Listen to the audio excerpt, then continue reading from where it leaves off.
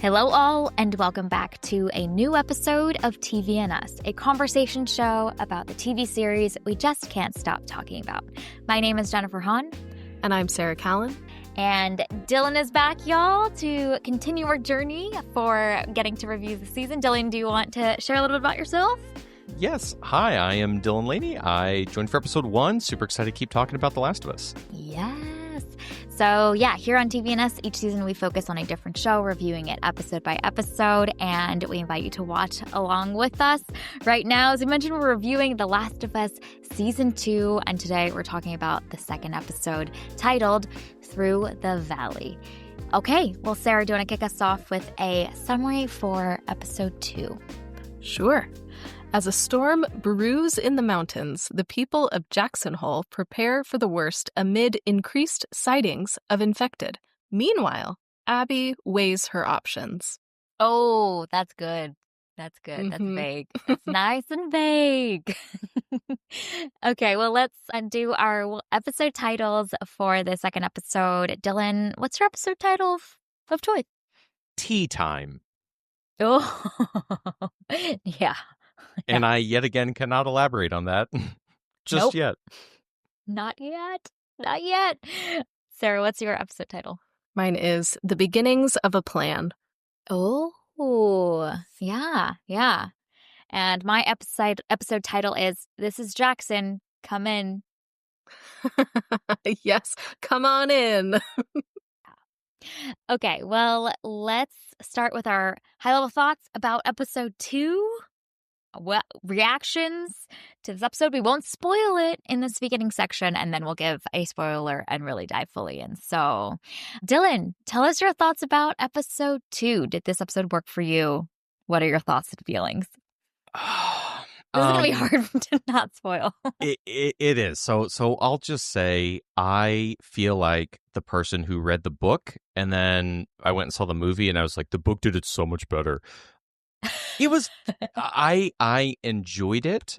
I thought the pacing was fine, but I do have lots of complaints about this episode at the same time. But like I enjoyed it, but it was just kind of fun. It didn't land for me the way I really wanted it to land. Okay, I'm so intrigued because, yeah, you are the person that read the book. And so I'm curious to see what those differences were and which did it better. So compared to the game, that'll be fun. Sarah, thoughts about episode 2? Yeah, I think for me, this episode does a lot of things better than the first episode. We were all like pretty lukewarm on the first episode and just like wanting more because the first episode just sits you in your emotions the entire time. And so this episode has a lot more action, and I was definitely into that. There's like one set piece in particular that I thought was just really well done. There's some ridiculous pieces of it, but I really enjoyed it. And then obviously there is an emotional gut punch at the end of the episode. So I think for me, it's definitely kind of giving me hope for this season that we are going to have more adventures. I have maybe a little qualm about where we may be going, but I'm not sure that that's where the show is going to go. But I think that this episode, it made me have hope for the rest of the season, whereas the first one I was kind of like, what are we doing? So I'm more on board with this adventure than I was at the end of the first episode. Okay. Yeah. And I am also more on board. I wasn't a huge fan of episode 1.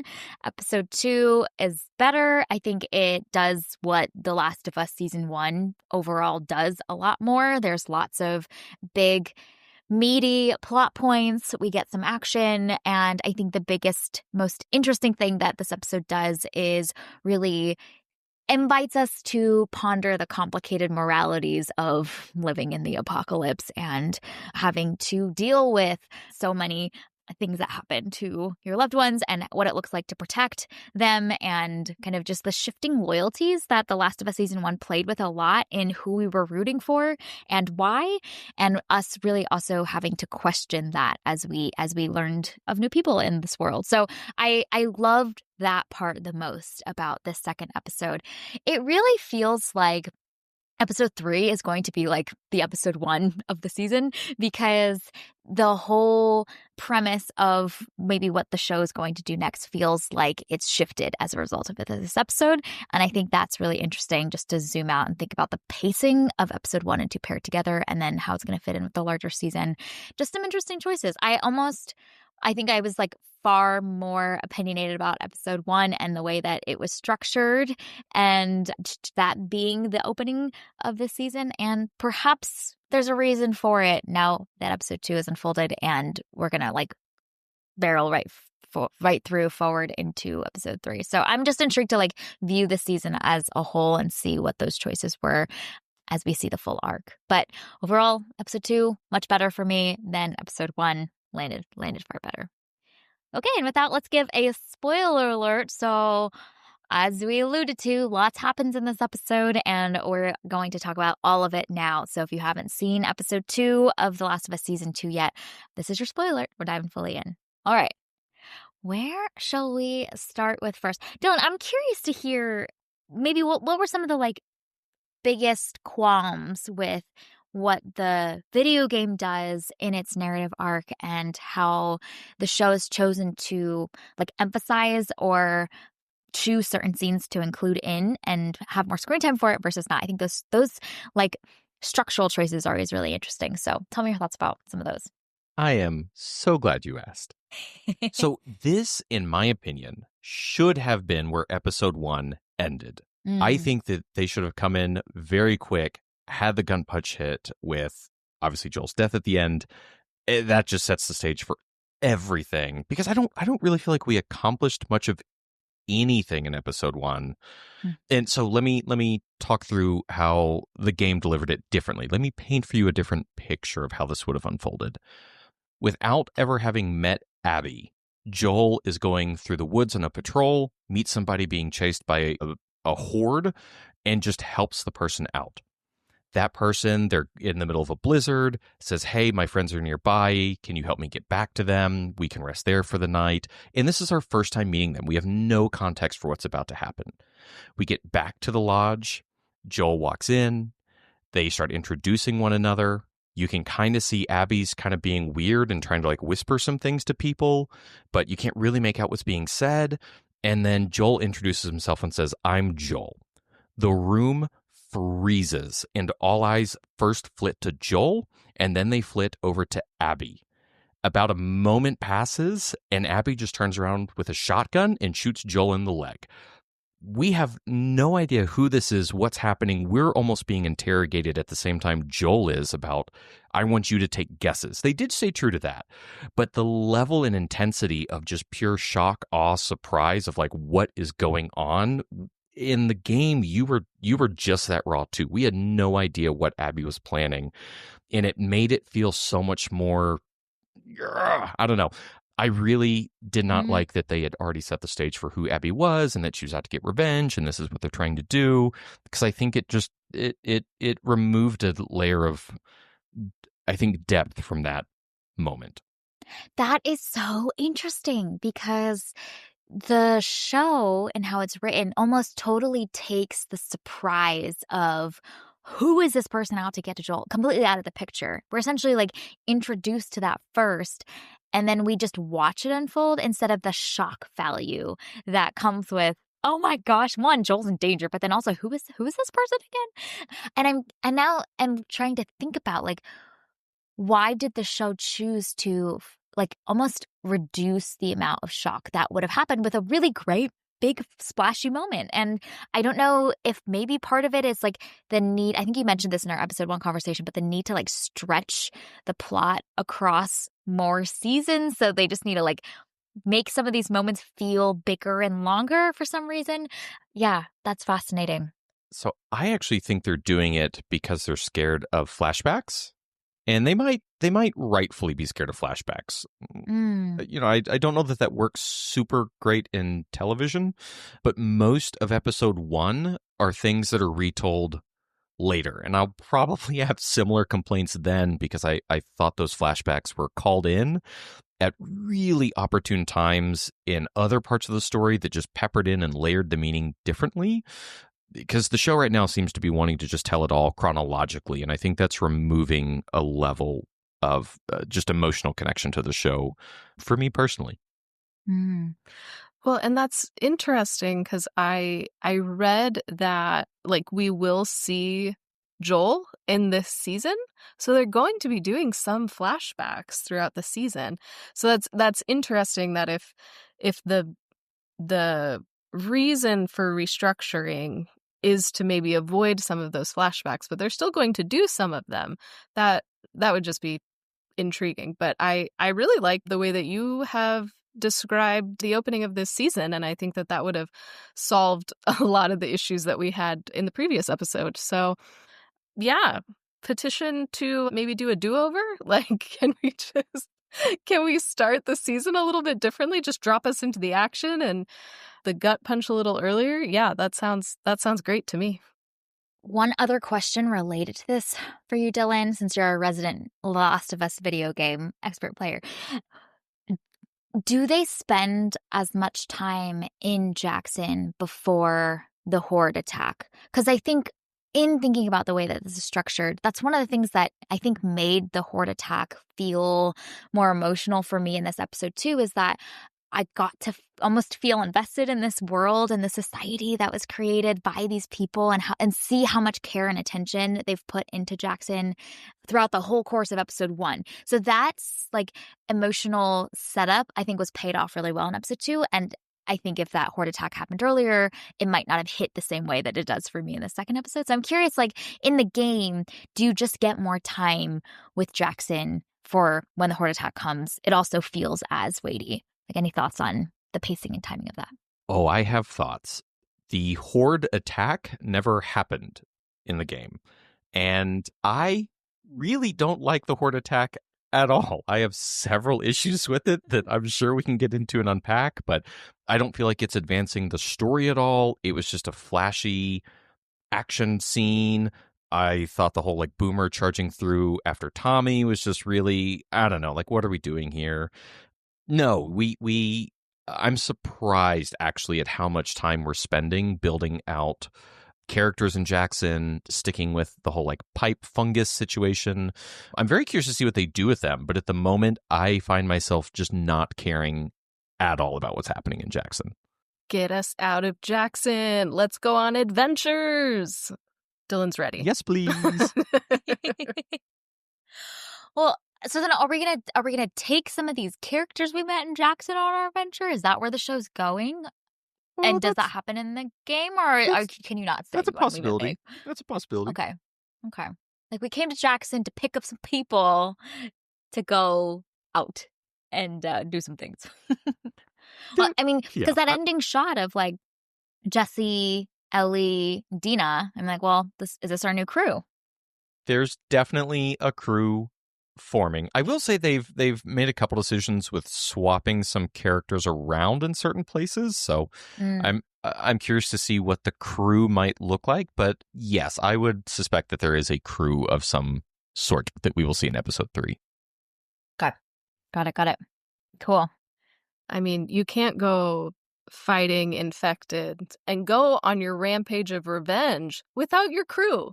You need your homies with you. Like, come on. So I'm glad that we got a little crew forming. That's going to be interesting to see, though, like the character dynamics depending on who is part of this little crew that's going out and about. But yeah, I am, having not played the game, I am still excited to be back on the road, because that is something that the first season does so well.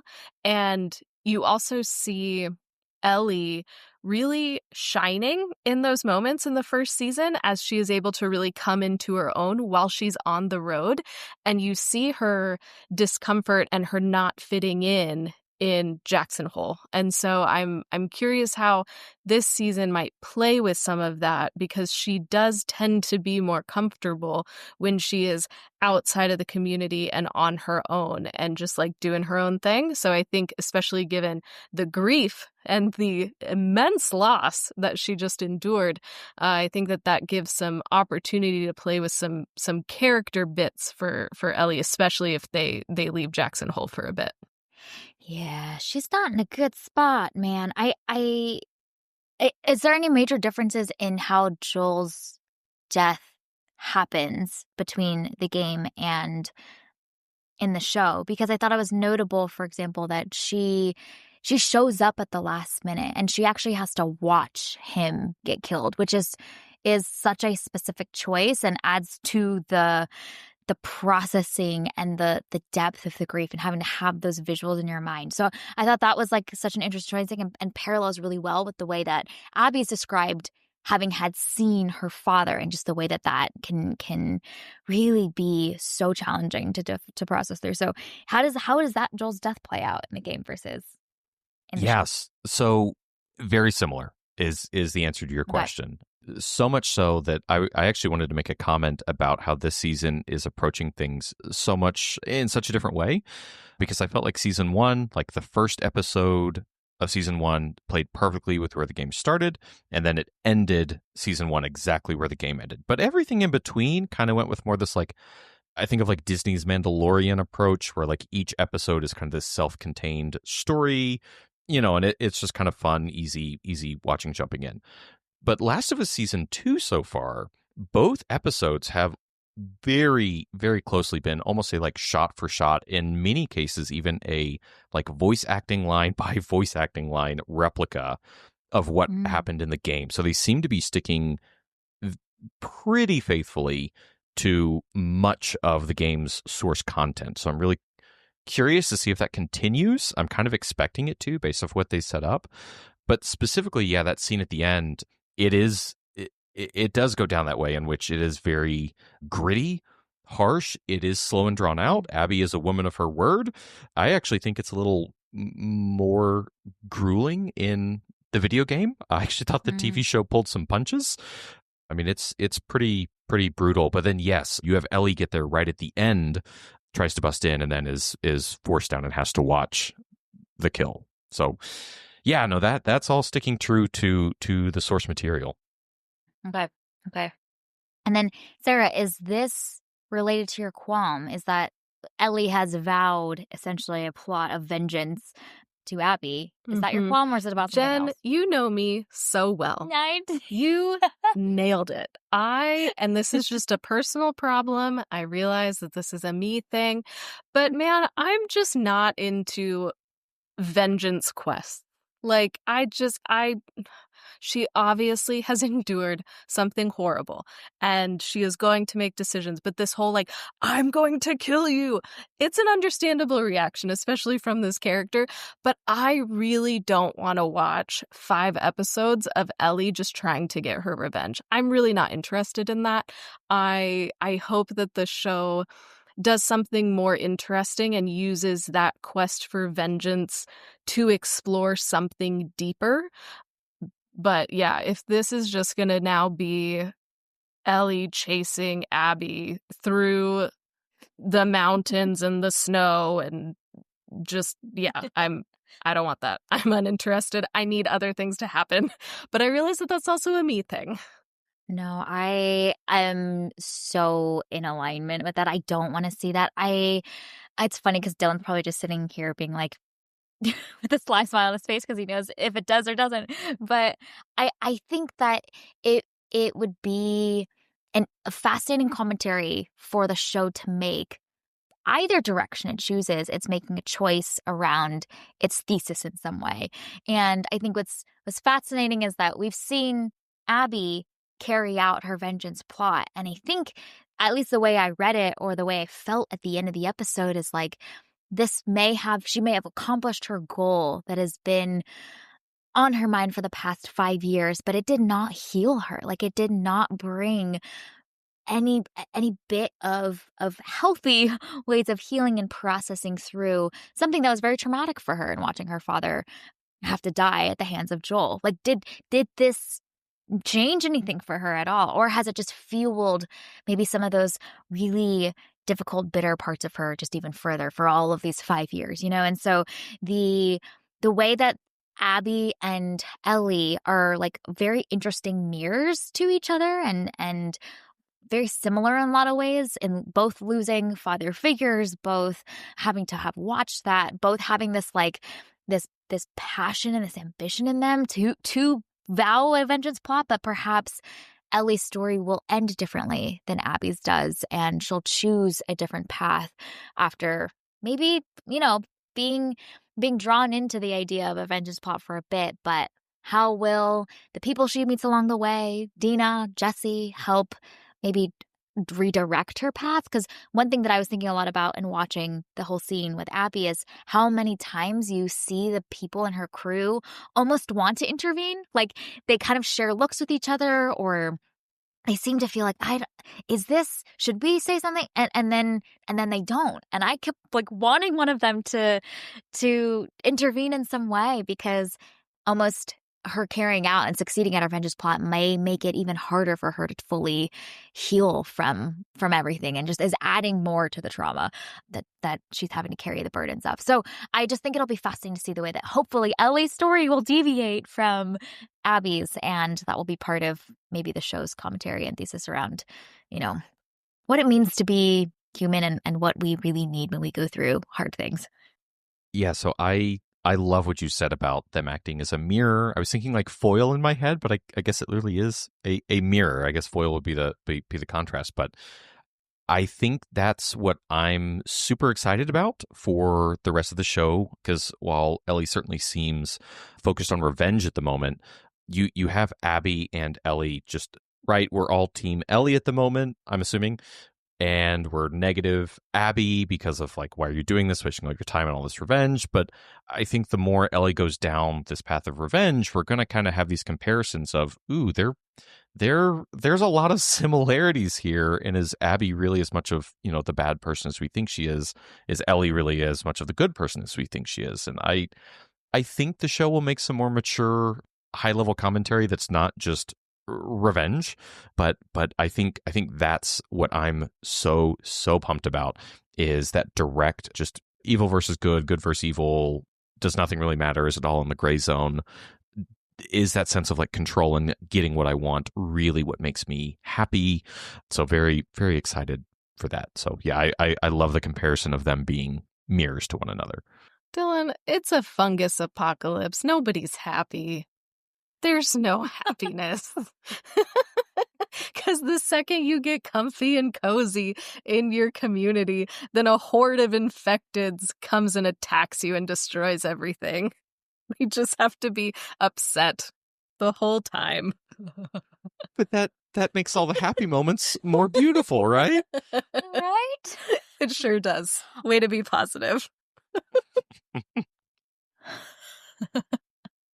So can I was so proud of Jackson, I have to say. I just seeing this group of people come together and like their little like tactics with the wall and the oil barrels that fall. I was just so proud of them. They prepared for this, and while they couldn't save everyone, they did a dang good job against a horde, and that's commendable. It is. I was impressed with the structure of everything, and I'm glad you went there, because I think I heard in y'all's intros that you were a little more positive on the whole town attack. I was curious if Jen, maybe you could share some commentary about that, your thoughts on the town attack. Yeah, I actually really liked the town attack. I know I think you were like, get this out of here. I think we haven't gotten to see like an organized system of people try and go up against the infected. It's often, for most of season 1, just like these small pockets, like maybe a crew, a lot of times just Joel and Ellie having to fight like smaller like groupings of infected. And I think that like so much of this world is like anarchy, and Jackson represents like people working together and being able to do something bigger than themselves when they come together. And so it was just really satisfying for me perhaps to see human beings working together well, and them really thinking outside of the box and having specialized roles and doing their homework to prepare for this moment. And I think it also ushers in some really interesting implications for like the infected getting smarter and there being more of them and just kind of increasing the skill sets of the foes is also really fascinating. And also just like this massive scale of how many infected are actually like hiding beneath the snow and all of that kind of stuff. I thought all of that it helped add a lot of excitement and tension for hopefully more action scenes that we're going to get later on. So yeah, the horde infected attack becoming literally a war scene with Tommy yelling, "For Jackson!" I oddly really enjoyed it. Just seeing human beings work together. Just the dopamine hit my brain. Yeah, I also enjoyed that scene. I really loved seeing all of the different facets of their preparation and just their creativity too in figuring out how to defend everything. I appreciated that.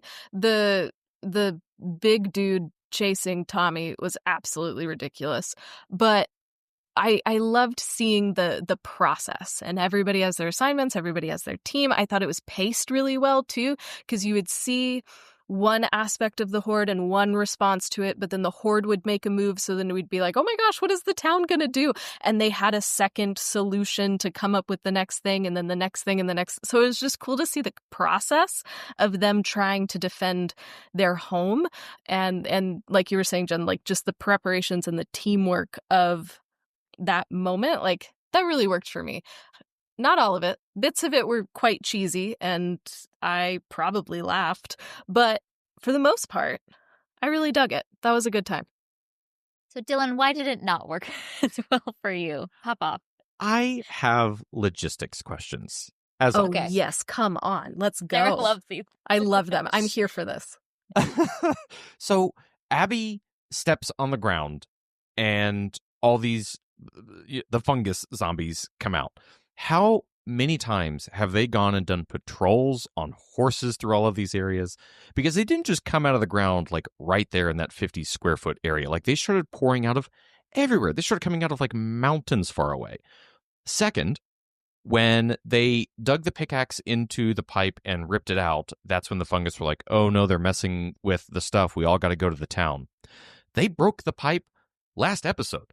Why did that not freak the horde out and the whole horde come attack the town at that point in time? Doesn't make any sense to me. The other thing is they're throwing out all these oil barrels, right? One, I was like, you're letting a lot of monsters through before detonating the fire barrels. Maybe we should detonate that a little sooner, guys. Second, you have wooden walls in a lot of places. Right? Maybe we could do like a fire moat. Right? You could have like pre-poured the oil. It'll sit on the ground there for a long, long time, you know. Let it sit there. Then as they're coming, light it up, deter them from coming in. I don't know. It was those logistics things didn't click for me. Oh, and then Tommy makes a big deal in his speech about like if they breach the walls, which immediately we're like, okay, they're going to breach the walls. Don't be on the main street. And so I was like, oh man, they must have like something planned for the main street. Yeah. And I get that they have the snipers on the roof, but that's not special to the main street. There's 4 sides to every roof. Like you and so they all come down the main street and nothing happens. They just shoot the guns and then kind of awkwardly stand in the middle with some flamethrowers that don't even work until they're 5 feet in front of them. Like it just didn't make sense. And then they start breaking into the houses and it looks like it's GG game over because everybody on the roof is just getting absolutely mauled, but yet somehow, of course, our perfect plot armor for characters I don't care about is like saving them as they're dodging through hordes of monsters. We're also in this like medieval battlefield scene where you have like humans and monsters all mixed in, and I feel like monsters just attack a lot more discriminately and humans are more organized. And at the point that you're that disheveled, I feel like monsters just flailing their arms around is going to do a lot better. I don't know. I hit a point where I was like, okay, they're all dead. There's just no way they can recover from this. And then miraculously they live. And I don't know. In the same episode where you kill arguably the main character from season 1, you are protecting and putting plot armor on characters that we barely met an episode ago and don't really have a connection with yet. It just didn't. It cheapened it. It cheapened the whole Oh, okay. I'm done. I'm off my soapbox. No, your soapbox is great. I very much agree that way too many people lived. Everybody should have died. Like, I don't know how anybody survived that. I was really hoping is maybe the wrong word, but it's what I'm going to go with. I was really hoping that they were going to kill off Tommy and it was going to be that like double punch of Tommy and Joel die in the same episode. Like that would have been just wow. I love that. Rough. I was really hoping that the show was going to go there and clearly didn't. But the other thing that I was thinking about is when all of the horde is popping up out of the snow, I immediately flashed back to the cinematic masterpiece, Mulan, where Yes. there's the avalanche and all the Huns are buried, and Mushu is like, look at them popping out of the ground like daisies. And that's all that I could hear. It was just Mulan. So yeah, that's where my brain was at the start of that. If you would have like played that little sound clip popping out like daisies while I was watching it, I think I would have died laughing. Like would have had to have paused the show to finish laughing and regroup myself. That's so good. Because that's what it is. I mean, you could layer that audio on top of it and it would just be picture perfect because that's exactly what happens. So you're welcome, The Last of Us, for Mulan. Well, and there's like so many shots of the infected popping out like daisies. Like I think that was supposed to be like a very dramatic scene, but the wide shots of like Joel and Abby on their little horses and then just like a horde chasing after them. I was like, you could make so many memes with this. Like all of your past, drama is coming for you. Casual. If you try and like build your future. No problem. It's all good. Mm-hmm. That's also appropriate for this show because everyone's trauma is just compounding, so that fits. One of the things that I was hoping that they would do with that horde attack, is there were these really great shots of the bullet chambers falling as they're running out of ammunition. And I really wanted them to genuinely run out of ammunition and be like back against the wall and have to figure something else out, because that's a very real concern. I would imagine in a horde attack, it's not even just, okay, let's make sure they don't infiltrate the city, but like, how long can we hold them off for? It's really like a resources game. And so I wish they did what John Wick does so well, which is like, you actually have to account for the fact that you don't just have unlimited resources available in order to hold off all of these infected hordes. So I wish they would have capitalized that to just create more tension of like, oh my gosh, what are they going to do next? And then they figure something out. And then, oh my gosh, now what are they going to do? And then they figure something out. So I would have loved them to just play that up more. Yeah, I'm with you on that one for sure. I do want to jump back to the very end of the episode and get y'all's take on the Ellie slow crawl over to Joel. Because I have opinions. I think there's some good, some bad, but I'd rather get y'all's take before I dive in. I don't know that I necessarily have an opinion other than like I didn't think about it because she had been bit there and then somebody hit her in the stomach. So I was like, well, that's obviously going to be very painful and she probably can't walk right now. Like yeah, that's like as far as my brain went. Just that she maybe wasn't physically able to do anything other than crawl. She doesn't even crawl. She like drags herself. Yeah, I didn't think anything of it either, but clearly you did, Dillon. So tell us. Yeah, I'm shocked. So maybe I'm being too harsh, but for me it was like, okay, you got kicked in the stomach, and maybe you have like broken ribs, punctured lung, whatever. But Ellie screams at these people. Like after enduring that. And then the crawl for me was like death crawl. Like she is unwell, also about to keel over.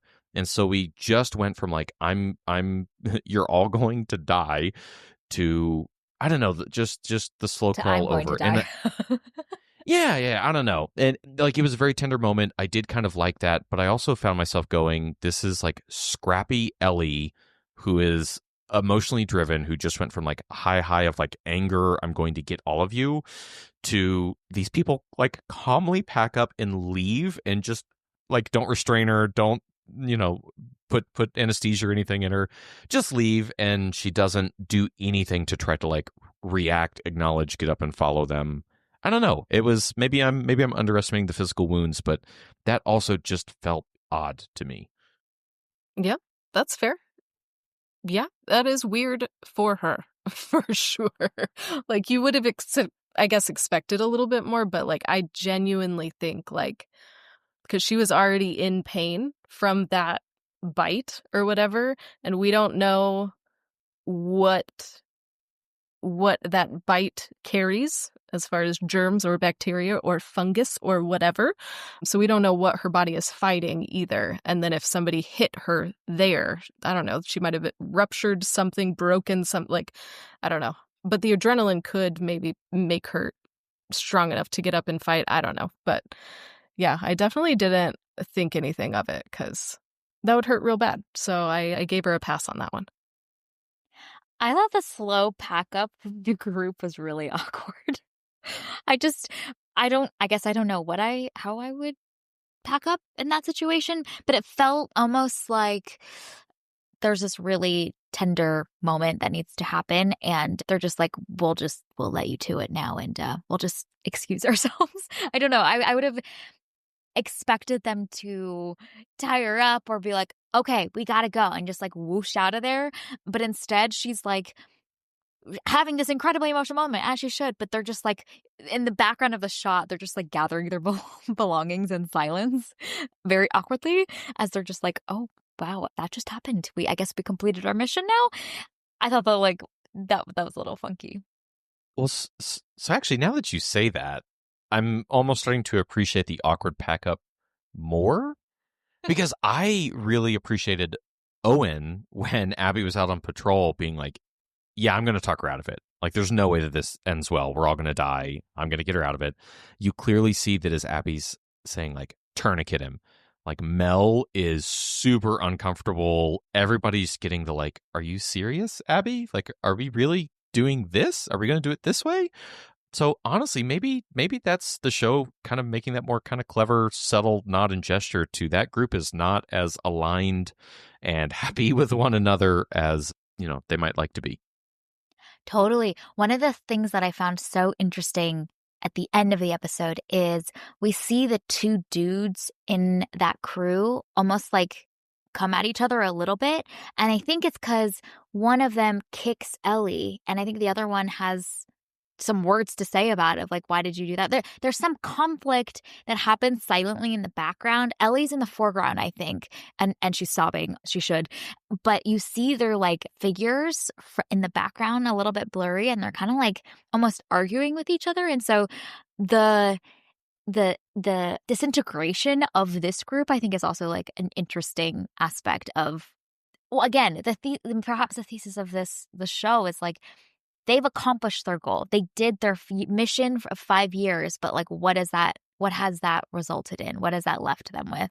And the way that like those two dudes had different senses of morality, and like, hey, you shouldn't have kicked this girl that's down, that's tiny and small, and is clearly sobbing over her father figure. Like, there's something there that I thought was fascinating, of like that moral instinct and disagreements about the moral choices that we make.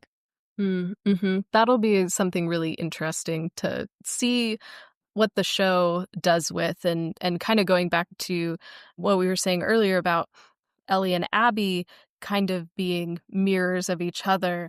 If they're both traveling with these crews, and there's some, you know, each crew is going to be very different in how it handles conflict and deals with this immense loss and like all of these tragedies that everybody is processing through. So that will also be interesting to see if that mirror between Ellie and Abby will extend out to their groups as well. Yeah, and it was also fascinating to see the way that there's clearly a power dynamic in Abby's crew, and what will that look like with Ellie being surrounded by perhaps people that are willing to like speak up and not just yield to her? Because you see that multiple people in Abby's crew are trying to be like, hey, Abby, like, maybe this is too far. Like maybe we shouldn't do this. And Abby shuts them down so fast. I think she threatens one of the girls of like, get out of my way, or else I'll take you out too. And so just the like power dynamic, the control. I think you mentioned earlier, Dillon, of like this feeling of control in some way being maybe really addicting in a world where you have no control, but also the resulting like lack of people to call you out, checks and balances, like kind of people to like direct you on a better path. Like that just doesn't exist because Abby's kind of mini dictator of this group and they just all listen to her. So hopefully they don't do that with Ellie. You know, we've got Jesse and Dina who hopefully will speak up, put her in her place when she's diverting on the wrong path. Okay, any other big things we wanted to mention in this episode before we give out some awards? Do we hit them all? Should we give out some awards? One very quick thing that I appreciated about this episode that I wish that the show would have maybe leaned into even more is I loved the introduction of the storm as a threat or as a danger. And I appreciated that because that's something that we haven't really grappled with yet, is like a deadly storm rolling in and what do you do? And so I like that, and the introduction of new dangers and new threats just outside of other people and other infected. And so I hope that the show will continue to play with those other forces of nature that can also complicate things, especially if the show is going to go outside of the walls of Jackson Hole and they're going to be out in the elements more. I hope that we see more of, you know, Mother Nature messing up people's plans. I think that that'll also be an interesting, like, wrench to throw in. Yeah, that's so true. I think that was like a really great reminder almost at the beginning of the episode. I was like, oh my gosh, yeah, they also have to like deal with nature too in all its forms, not just the zombies as their foe, but just like survival in the wilderness alone is like an impossible task, let alone having to fight zombies too. So that'll be fascinating to see, especially as we are now perhaps exiting out of and being sent out of Jackson and going on an adventure. All right, let's give out some awards. So the first category is for Scrappiest Survivor. What were both of your choices for this one? I'll have to take the low-hanging fruit. Well, maybe it's not. I don't know. There's a couple options here. But Abby, I mean, stays out in the cold for a long time, gets chased by a horde of zombies, almost isn't able to convince the group to come back to fulfill her mission, but talks them into taking her back. And then, well, I guess the rest really wasn't, you know, necessarily scrappy surviving on her part, but I think it took a lot of effort and surviving to get to that end goal in the ending scene. So I got to give it up to Abby. Nice. She survives indeed, and she takes full advantage of her survival. Sarah, what was your choice for Scrappiest Survivor? Yeah, I want to give it to my guy Jesse for taking over the budding weed enterprise. That's pretty scrappy. So you got to do what you got to do to make some cash or have something to trade, and my man's got it. Nice. Yeah, I'm hoping we see more of Jesse. He's a fascinating character and great on-screen presence. We'll see how long he survives, I guess, as they go on this adventure next.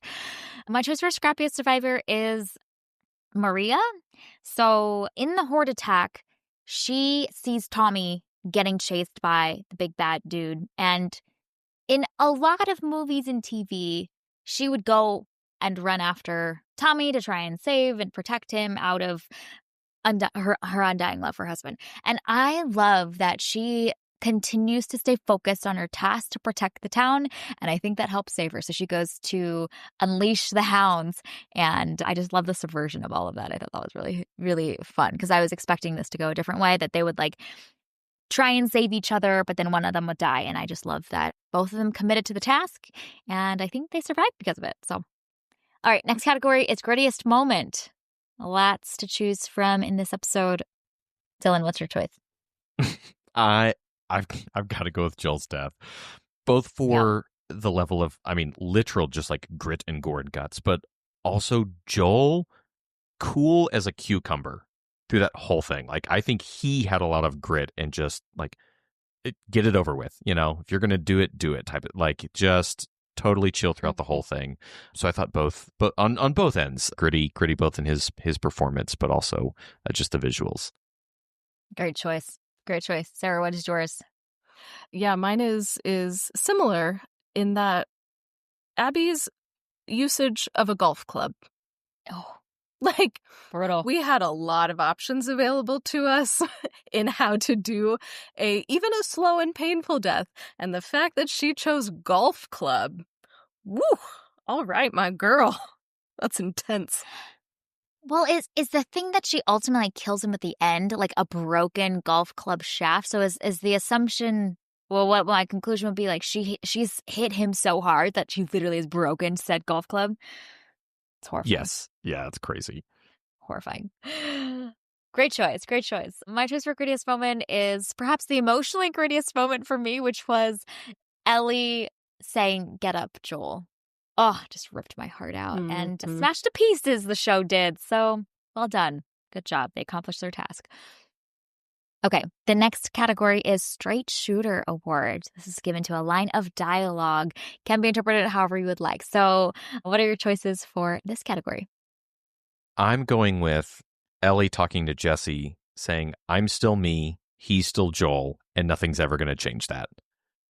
Like, surface level, fine, but man, the like deeper implications of just what that means for their relationship, obviously now in the wake of Joel's death especially, but man, I don't know, it's just such a line of like, there's too much to unpack, let's just leave it at that. Short, sweet, and to the point. Yeah, that was great. Sarah, what's your choice for this one?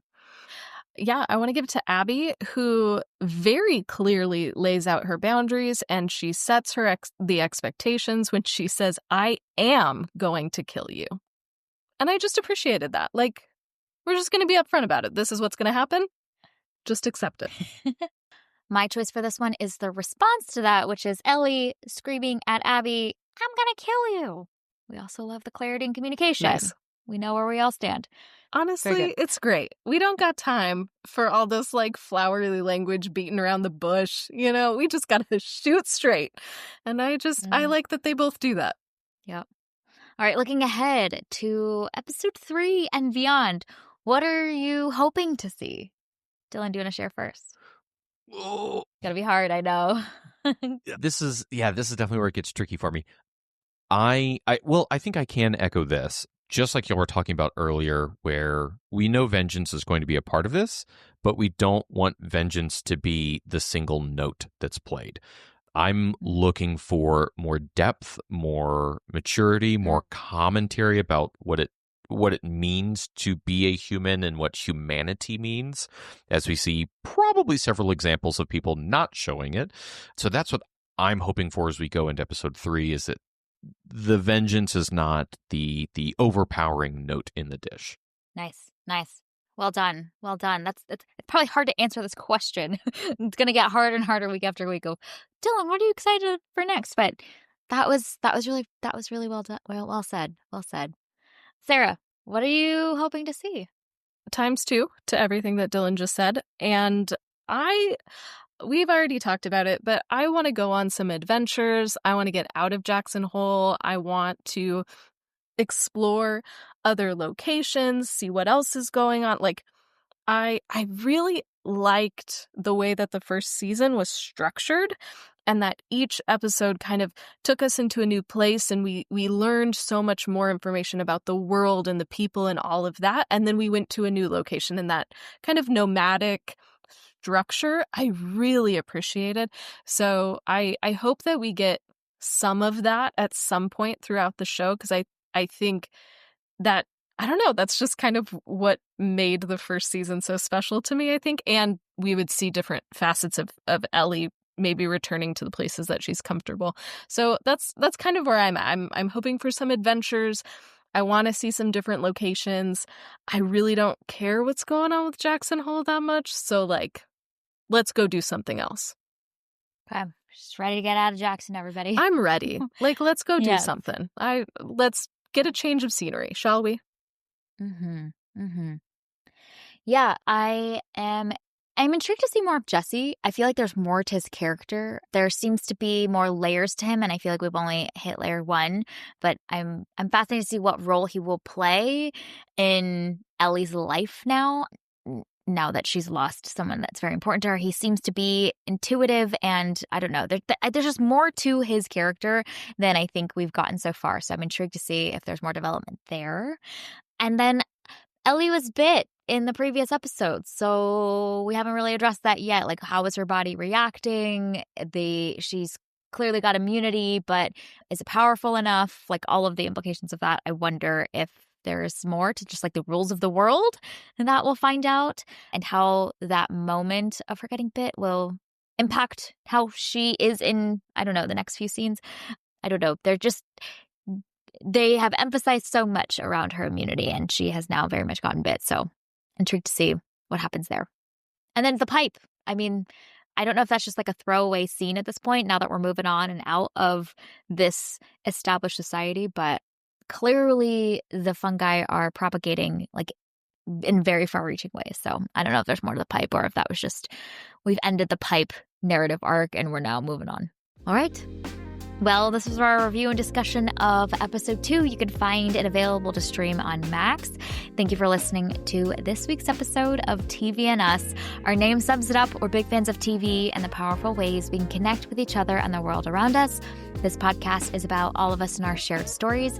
So everyone is welcome here, and so glad you spent time with us today as 3 of us have continued our journey through The Last of Us Season 2. You can subscribe to this podcast on Spotify, Apple Podcasts, or wherever you tune to your favorite shows. Drop us a rating and review, letting us know your thoughts about this second episode. You can connect with us on Instagram, Threads, and Blue Sky at TVNSPod, or email us at tvnspod@gmail.com. We will be back very soon to discuss episode 3. We hope you have an amazing week, and we'll talk again with y'all very soon.